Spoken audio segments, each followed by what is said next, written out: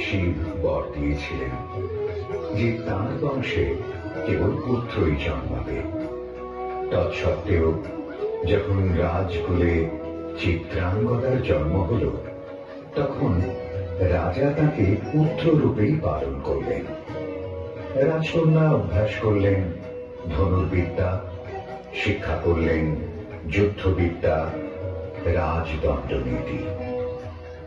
অর্জুন 12 বর্ষব্যাপী ব্রহ্মচর্য ব্রত গ্রহণ করে ভ্রমণ করতে করতে এসেছেন মণিপুরে।